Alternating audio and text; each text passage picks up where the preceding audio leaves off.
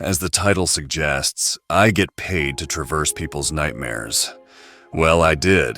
Relaying this story is a breach of my non-disclosure agreement, but I don't care. I need to tell someone. It's only a matter of time before they track me down anyway.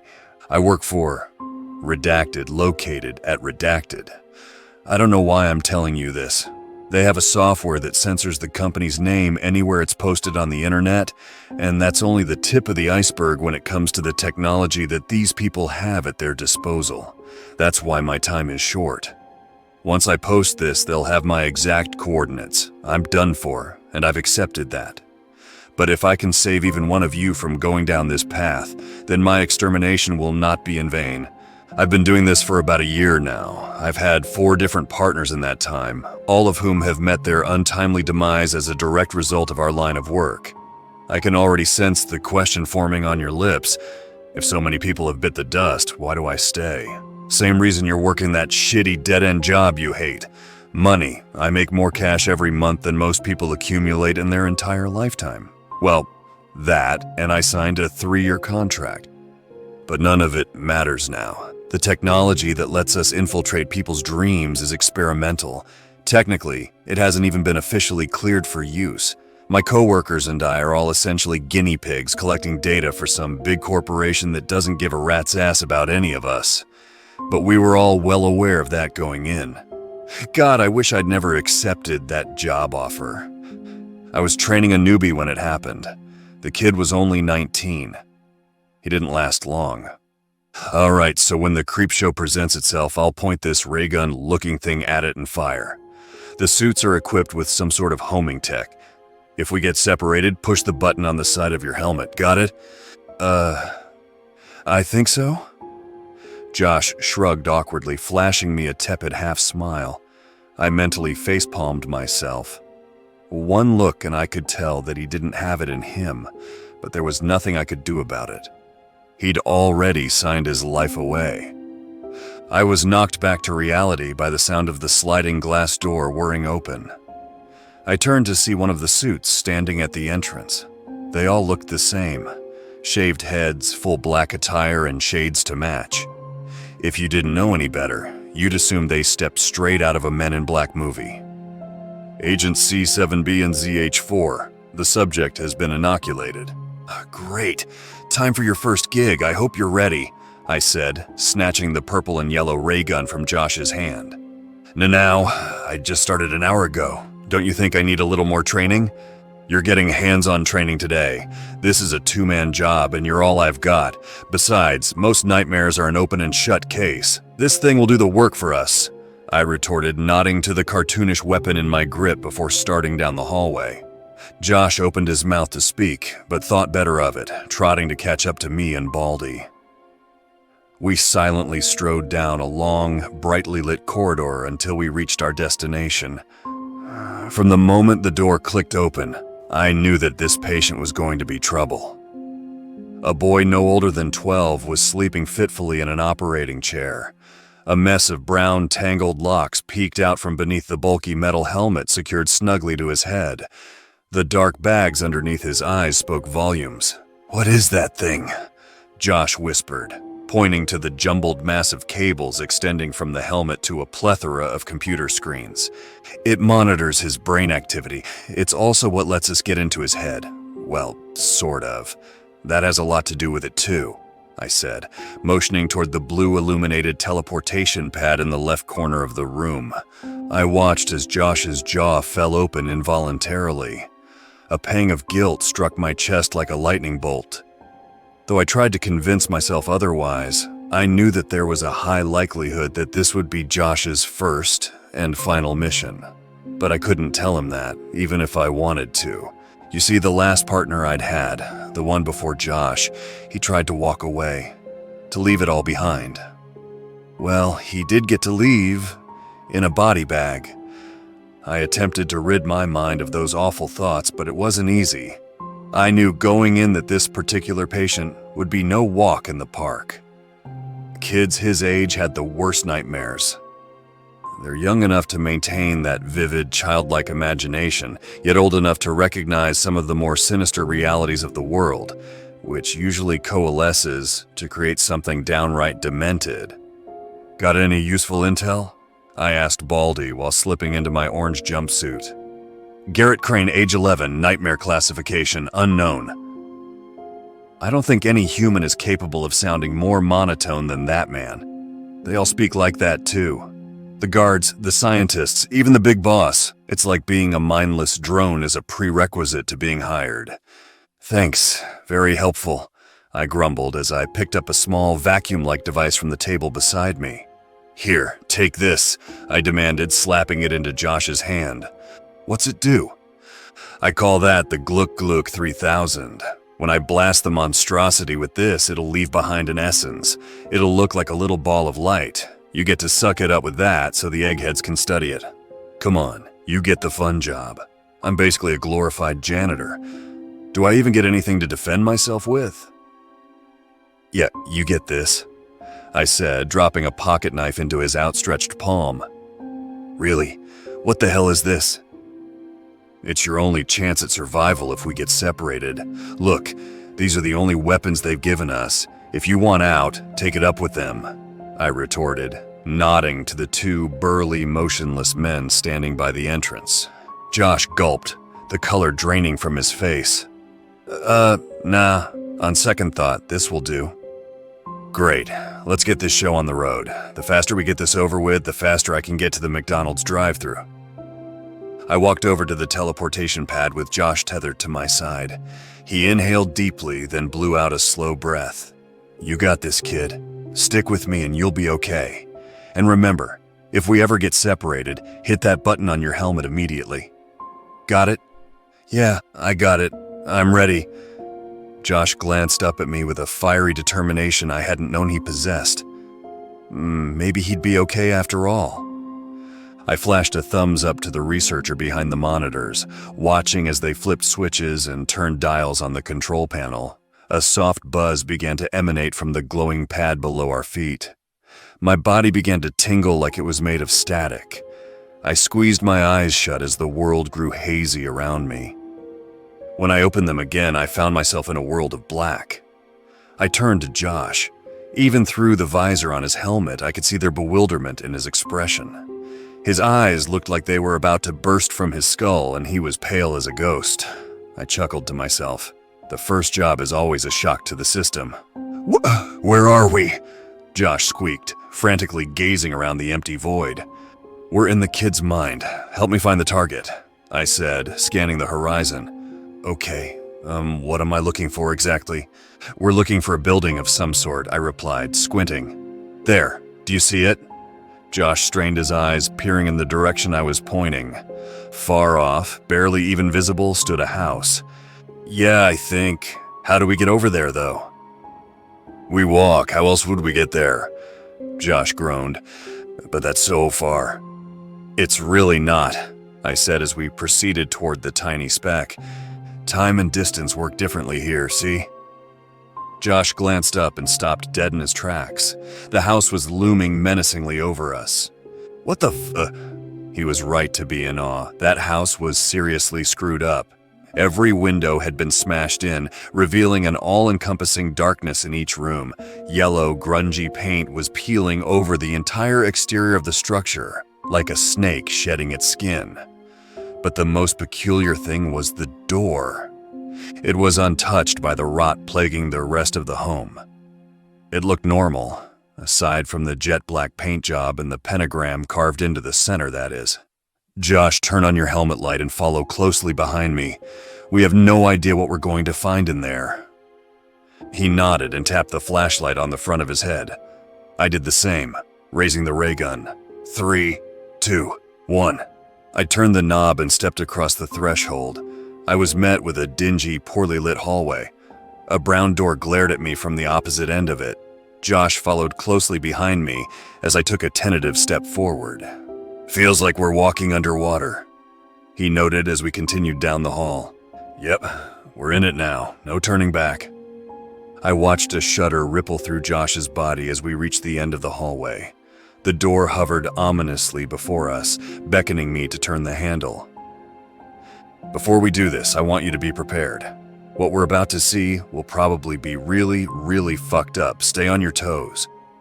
"Got it," Josh said, that burning ambition returning to his visage. I slowly reached for the knob. "Hey, do you hear that?" Josh hissed before I had a chance to turn it. I paused, pressing my ear to the wood. "Yeah, it sounds like crying. Steel yourself. No point in waiting any longer." I pushed open the door, white-knuckling the ray gun. The hinges creaked as I scanned our surroundings. It was obvious that the room had belonged to a child. Action figures and Legos and spaceships littered the floor. The ceiling was illuminated by a smattering of plastic stars, shining like an imitation night sky. The wallpaper depicted trains chugging along an endless track. It would have been picture perfect if it wasn't for the woman sitting on the bed. My heart began racing like a piston as she slowly turned towards us. Pitch black hair obscured her features from view. She continued to weep, her hands shielding her face. Ma'am?" Josh whispered, his voice barely audible. Huge mistake. The woman's head whipped up, turning my blood to ice. She had no eyes. Maggots wriggled and writhed from the empty sockets, falling to her lap in endless droves. The woman scooped up a handful of the fat white larvae and began shoveling them into her mouth like candy. She greedily chomped down on the repulsive creatures. A wet squelch escaped her lips as green, viscous liquid dribbling down her chin. I could feel bile climbing up my throat as I aimed the ray gun. I didn't hesitate. I pulled the trigger, reducing the abomination to ash. I glanced over at Josh. He lifted his visor and emptied his lunch onto the carpeted floor. I lightly slapped him on the back as he spat the remainder of the puke from his mouth. "You're up. See that glow? That's all you," I said, pointing to a faint red light floating above the blankets. "Easy enough?" Josh said, the color flushing back into his cheeks. He lifted the vacuum-esque device and flipped the switch. The light traveled through the tube and into the storage compartment. "All right, that should be it. I'll contact the team to pull us." Whoa. My eyes grew wide as dinner plates. The room around us started to dissolve. Colors twisted and swirled, an amalgamation of roiling shapes blurring the scene around us. What's going on?" Josh muttered, staring in awe alongside me. "I don't know. This has never happened before." After a moment, I squeezed my eyes shut and took a deep breath. The whole thing was making me queasy. When I opened them again, I found myself standing in a warehouse. Boxes were piled so high that they nearly touched the ceiling. Forklifts sat scattered throughout the building, gathering dust. Dim, flickering lights cast the entire expanse in a bleak, eerie glow. A gnawing sensation settled into my gut. Something felt wrong. "Come on, let's go, Josh." My partner was nowhere to be found. "Shit, remember the button, kid," I murmured, praying that Josh would return to my side at any moment. But I couldn't afford to wait for him.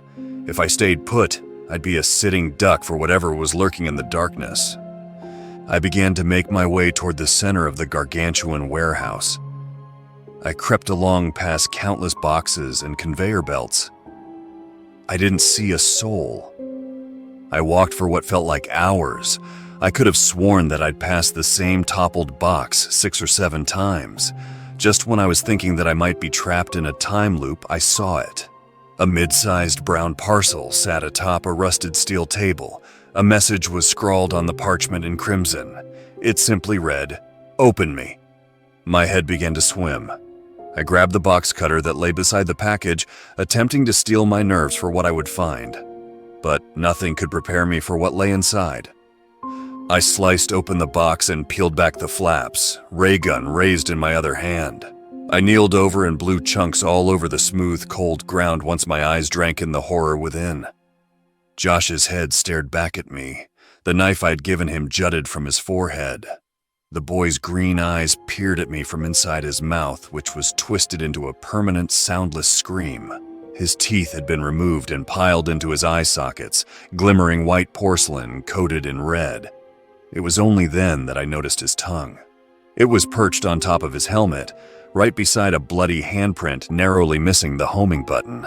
He'd been so close, just a couple inches to the left, and my partner would be standing next to me, shaken, but mostly unscathed. I wanted to drop to my knees, to hold what I had left of the poor kid and bawl my eyes out. But they didn't give me a chance. A shadow raced across my vision, shattering my reverie. They were approaching from all directions, right, left, directly ahead. Whatever those things were, they were fast, and they were closing in on me like orcas circling their prey. My heart exploded against my ribcage as my back collided with the wall. How many of them were there? I couldn't tell. They used the shadows like camouflage. Every time I turned my head, another one would scurry closer. "Shh, show yourselves," I demanded recklessly, pointing the ray gun at anything that moved. I don't know what made me say that. In all likelihood, those things wouldn't be human. Nevertheless, they understood my command. One of the monstrosities stepped into the low, flickering light. What I saw paralyzed me with fear. A humanoid figure stood before me. Red, angry veins and sinew pulsated in a skinless body. Its eyes were wild and bloodshot, barely contained inside their lidless cavities. Its lower jaw was completely missing. A long, wet tongue swayed back and forth like a pendulum with each step. Its lungs sat outside of its body, each labored breath resulting in the shallow rise and fall of twin fleshy pink masses. But what terrified me the most wasn't any of that. It was its hands. Stark white bone protruded from each mutilated digit. Razor-sharp claws gleamed like butcher knives in the scarce light. They were twitching, primed to kill. The ray gun trembled in my grasp as more of them emerged from the darkness. They were everywhere. Dozens and dozens of mangled, disfigured abominations crawled from every nook and cranny in the facility. There were too many. Blood pounded in my ears as I cautiously flipped open the cover over my left wrist. I pressed the red plastic button and a screen illuminated blue. I whispered as quietly as I could, hoping that my message would come across clearly without setting those things off. "Command, requesting immediate extraction, emergency." A voice crackled through the tiny speaker, ringing throughout the warehouse. "What was that, CB7? We couldn't hear you." My face drained of color. That was all it took. The hellish beasts charged toward me all at once, trampling each other to reach me. Adrenaline coursed through my system, kicking my fight or flight into overdrive. My brain chose both. "Command, I need an extraction now. Abort mission. I repeat, abort mission." I screamed into the receiver as I fired a barrage of bright yellow beams into the encroaching mass. I was doomed. This was how I was going to die, torn to shreds by an army of ungodly freaks created by a child's tortured mind. I squeezed my eyes shut and unleashed a shriek as a jagged claw raked my ankle. Thousands upon thousands of images assaulted my brain at once. Images of loved ones, images of personal milestones, images of better times. A single tear rolled down my cheek. I wasn't ready to die. I kept screaming, expecting an onslaught of knife-like appendages to slice into my body at any given moment, but they never did. I awoke in the lab, garnering confused stares from the researchers and security team. They'd beamed Josh back too. Blood oozed from the gaping wound in his decapitated body. That only made me scream louder. Poor kid didn't deserve that. Once the team managed to calm me down, I was told to take some time off. Paid sick leave to get my head on straight, they said. Little do they know, I'll be leaving for good. I've come to terms with it over the past few days. Death, that is. I don't know what good this post is going to do, but I'm hoping that someone out there might know something that can bring this corporation to its knees. Too many people are needlessly losing their lives to this, and if I can prevent even one more death, then this will all be worth it. This is goodbye. Heed my warning. If you ever come across an ad looking for a nightmare navigator, whatever you do, do not apply. Chances are you won't live to tell about it.